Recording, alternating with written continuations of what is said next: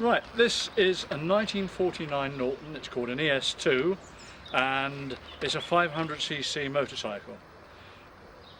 Its nickname is a garden gate because the rear suspension is a plunger system which came in about 1948, and some of the old boys said, well, it looks like a blooming garden gate. Well, just look at that, ain't it horrible? It's an upright gearbox, and unlike the Japanese motorbikes, it's on the right hand side of the motorbike, and it's got one up and three down.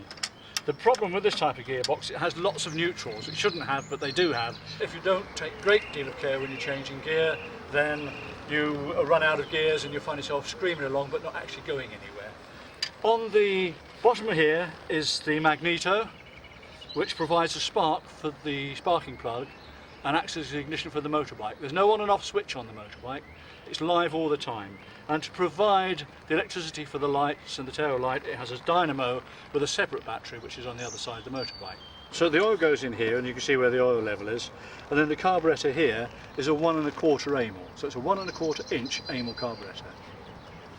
And these are the push rod tubes which make the valves go up and down, so the fuel and the exhaust enters in and out of the engine.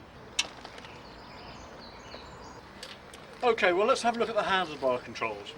On the left hand side you've got the clutch, advance and retard, which is this control here, dip switch, and the all important valve lifter, which I'll explain some more what this does later on.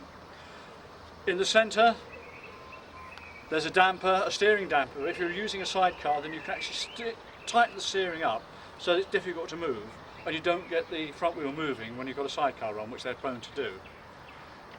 The Speedo is a chronomatic Speedo. It's mechanical as opposed to electronic and moves in short, sharp, jerky movements. It isn't very accurate. And then on the right hand side here we've got the horn and the air control for the carburettor and the all important front brake.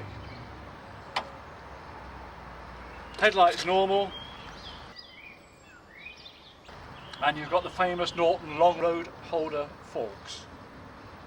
The front mudguard was called a pedestrian slasher and was removed from motorcycles in the 60s because of so many accidents where people were hit by motorbikes and were severely injured by the aluminium of the number plate. When the motorcycle was sold from new, it was bought from Pinks of Harrow. So on the left hand side of the motorbike you've got the Norton oil bath, which is notorious for leaking, the X-side battery, which is a 6-volt battery, and the horn, which are always thought to be rather attractive. Right, well, the foot brake again is on the left hand side, and that's on the rear brake. So you press down, stop light comes on, off, again stop light comes on and off. The Norton wasn't always like this. When we first bought it, it was what's known as a basket case, and as you can see from these pictures, it was very, very rusty, and we wondered whether it would be possible to actually get it back to the condition that you've seen it now. However, after many hours of tender loving care, lots of money, we were able to put it back on the road.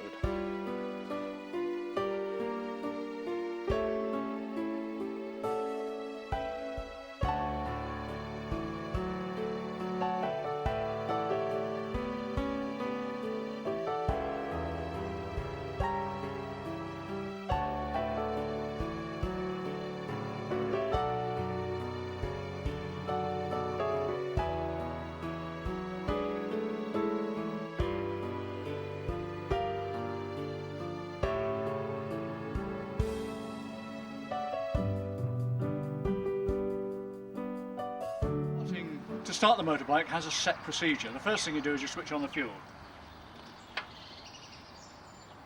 If the bike's been standing, you can tickle the carburettor, which brings some fuel into the top of the carburettor, otherwise it will be dry. Put the air control forward, which will choke the carburettor. Retard the ignition.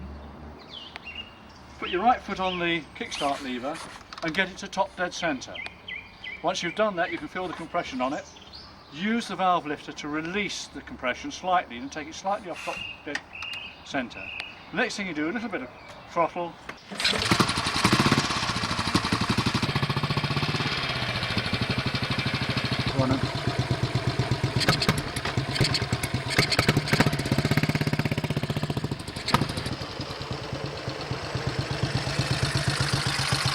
Well, there you go, folks. It's a brilliant motorbike and it's great fun to ride.